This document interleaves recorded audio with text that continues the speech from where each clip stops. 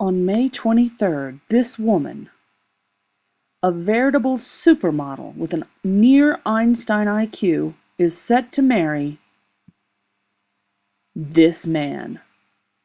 How did this Oklahoma yokel turned DC communications magnate manage to land such a catch? Tonight, we explore the trajectory of James Andrew Luetkemeyer.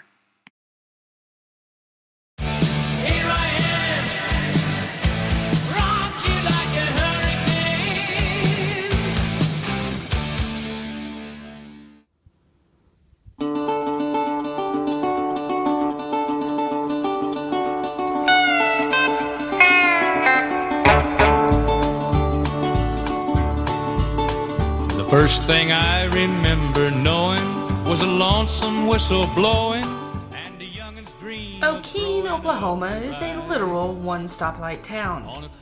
Economically driven by the annual wheat crop, Okeen boasts no famous sons. Born the youngest of 7 children, Jim dreamt of being the first celebrity Okeenite who was famous for something other than serial killings. As a student at Okeen Public Schools, Jim was a proud whippet. From an early age, Jim was a precocious child with a penchant for math and an interest in human sexuality.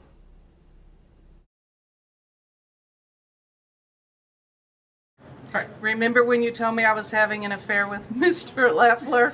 I hope you realize now that I was not having an affair with him. He ran up and hugged me, and Jimmy went, I knew it, I knew it, I knew it.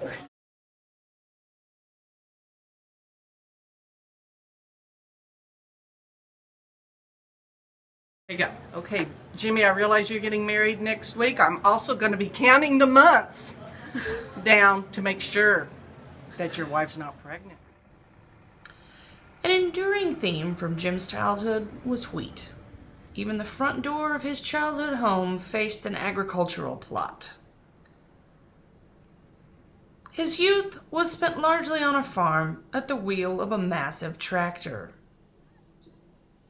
It was here, under the wide blue Oklahoma skies, dusted with meandering clouds, high upon his tractor seat, with the prairie wind grazing his dusty cheek, that Jim decided he absolutely had to get the hell out of there.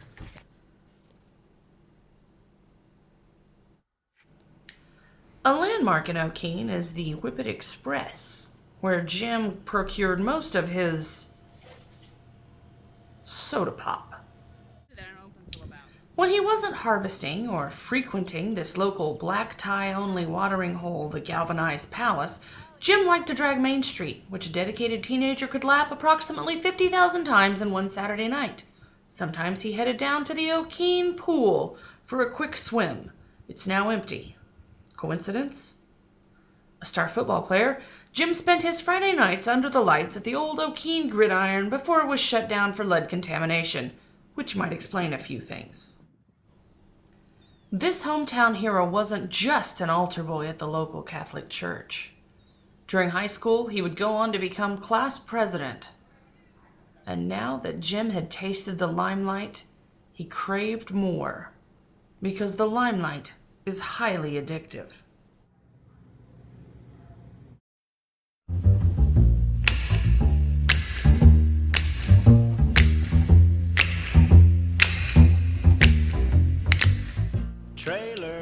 Oklahoma State University might have been just an hour down Highway 51, but for Jim, it was a world away.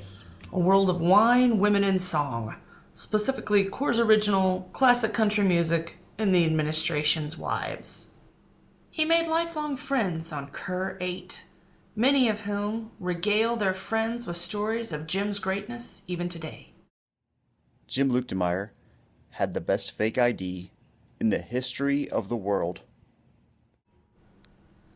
Despite his carousing, Jim managed to find a professional calling here, behind these doors, at the student newspaper, the Daily Oak-Legion, where he made quite an impression. I know a lot of you are going to be meeting Jim for the first time this weekend, and first impressions are always so important. I just kind of wanted to give you guys a warning, I guess, because this was my first impression of Jim. So, as I said, we went to college together, and he was the editor of our school newspaper, and I was interviewing for a job as a copy editor. So he called me in his office, and we just started talking, having a good conversation. Now, this room that we're sitting in, his office is really small, like tiny, small. There's nowhere to hide. So we're talking away, and all of a sudden this guy just storms in and starts screaming at Jim, just right in his face, just yelling and screaming.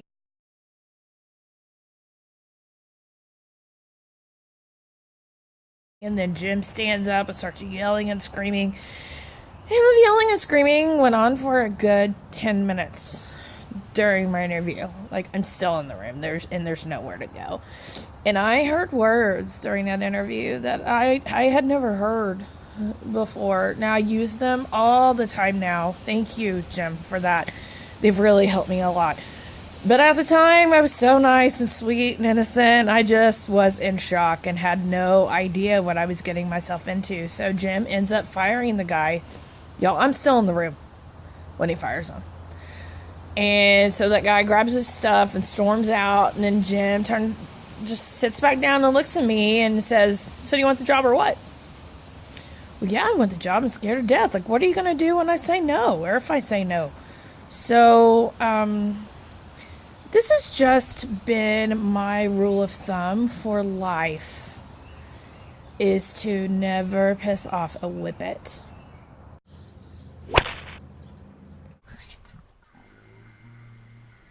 This house was the site of the St. Valentine's Day Massacre of 1995, where an act of unspeakable violence took place. Jim Luetkemeyer has a methodical, yet devastating, left hook. I too have seen the left hook.